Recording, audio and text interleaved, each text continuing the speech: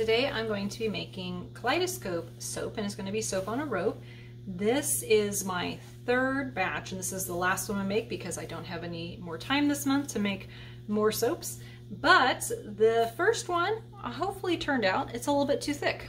The second one, hopefully it turns out, it was a little bit too thin. So I'm not sure how this one's gonna go, because colorants, fragrances, how much you emulsify it, all of that, temperatures, all factors in how your soap behaves. For this last one, I'm going to be using green tea fragrance oil from Essential Depot. It is very fluid. All the fragrances I use have been very fluid. It smells really good, nice and fresh and clean. The colors I'm going to be using, I have Super Pearly White and Kermit Green from Bramble Berry. And this one, actually with any green, a lot of times when you're making the soap, it'll morph and it'll look like swamp green, and then it'll morph back once it has saponified. I have Yellow Baby Duck from Wholesale Supplies Plus. That'll be kind of a light yellow. And then I have Black Mica from Rustic Essentials. Now with this one, I actually purchased it from Wholesale Supplies Plus because they have purchased or bought out some different companies. So this one I haven't used before. I'm hoping that it does not cause any acceleration. Fingers crossed that it will behave okay. Soaping a little bit cooler than I like to do, but you know, it is what it is. I've got my colors separated out, and I have a little bit of sweet almond oil in there to mix those colorants. I will make my batter and then go ahead and pour them into the cups and then pour them in from there.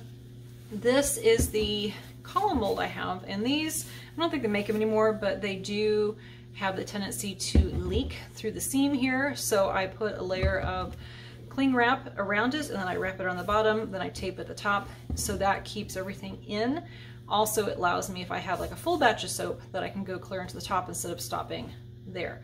Now this is my my handmade Kaleidoscope tool. This was just a bubble wand that I cut, and then I have a hanger that has been coated, and that works pretty well. The problem I have, the first mold I did was like one of the short ones, and I had a much better time getting it centered. With the tall one, I really couldn't get it centered. So some of the wands that for Kaleidoscope have a rod right in the middle, and you could just pour down that.